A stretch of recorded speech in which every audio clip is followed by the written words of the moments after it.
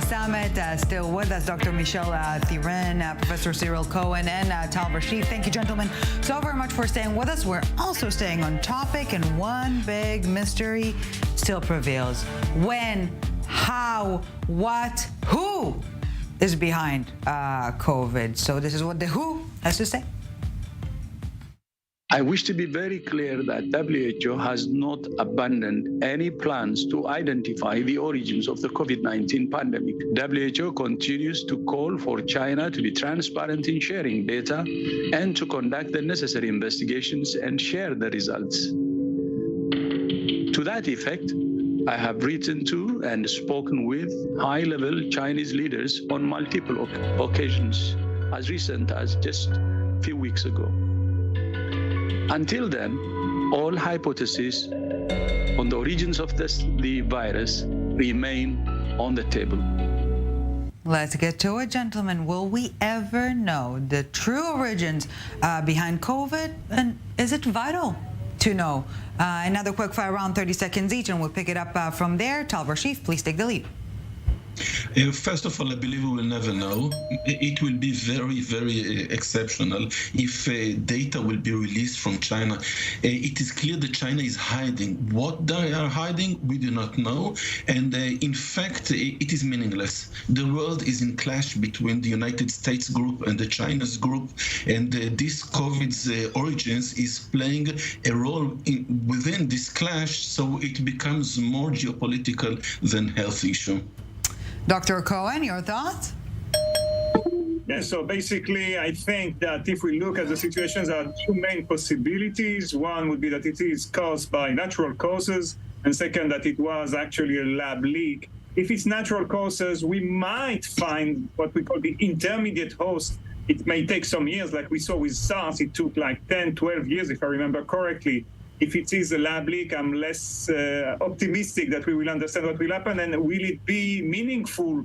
I don't think so at this point, unless to prevent further problems in the future, like, similar scenario. Yeah, last but definitely not least, Dr. Thiren, your take?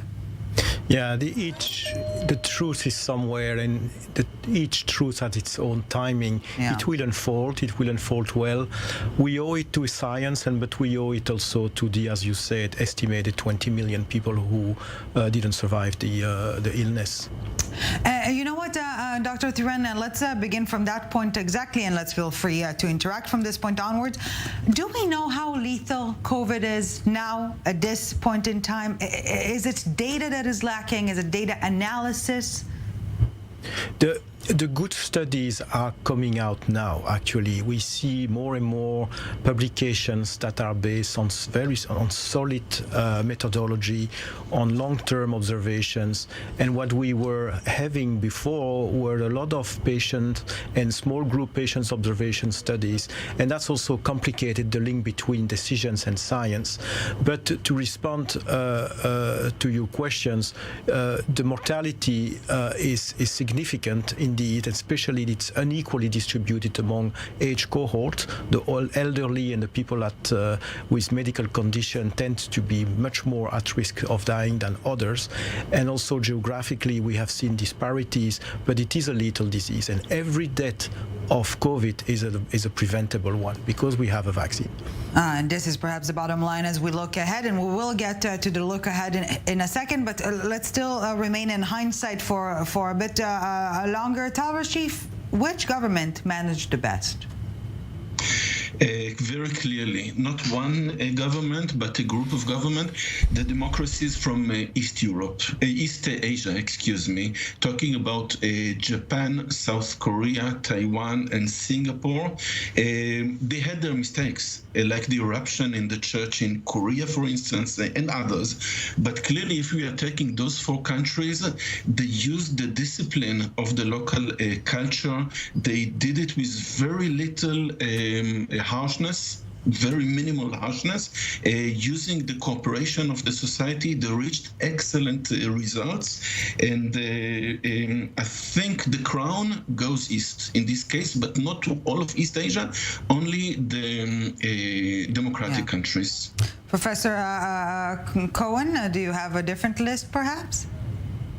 Not necessarily. I think that some of the Nordic countries, like for example Norway, I would say, if I'm talking about European countries, like Denmark, okay, to some extent, fared better, for example, than their neighbor Sweden.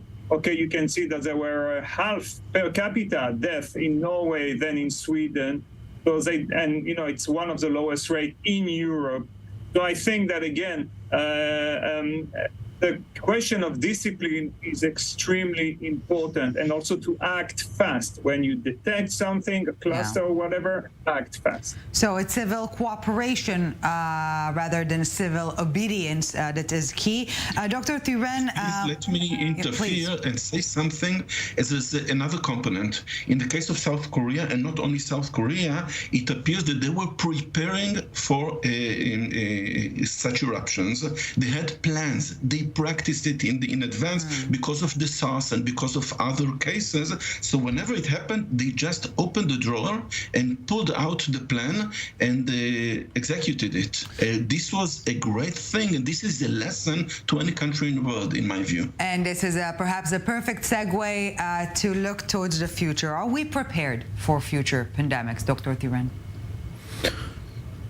This is the open-ended questions. We are prepared to face a new COVID like it was in 2019 and 2020. We know what we did wrong and what we did well. Does that mean that we are prepared to the next pandemic? No, because each event will be singular. So that's why we need to have in mind this, as I mentioned, that this dual track approach. Well, that somehow crisis is integrated in day-to-day management for the health sector, for example. Not to consider ourselves in a perma-crisis, but to just have this constant readiness. It's not easy, but it's very important that should a crisis arise, we don't block the rest, and we don't underfund crisis preparedness because we need to make the rest going on or catching up. It's very important that we keep those two tracks properly flown, properly supported, and resourced. Dr. Cohen?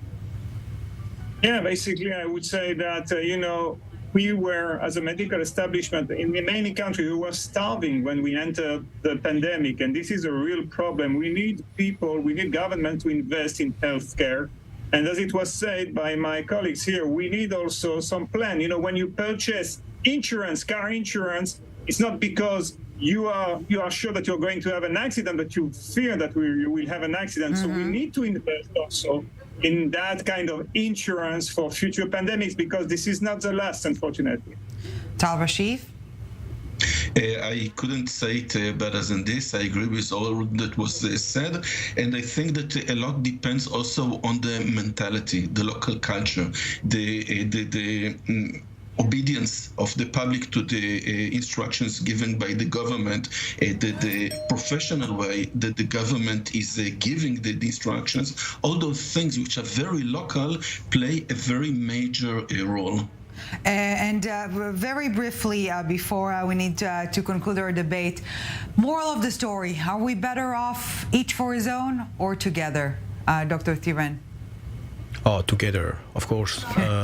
And I'm glad to share a panel with an immunologist and an economist, because it is we understand as public health professionals the economic constraints even nowadays, and I think this integration, and if we have to talk about science, it's economic science, health science, biomedical science, environmental science, and so forth, together with their own data properly shared and analyzed, that will convince politicians to take the right decision. At the start and end of any discussion, we talk about humans together.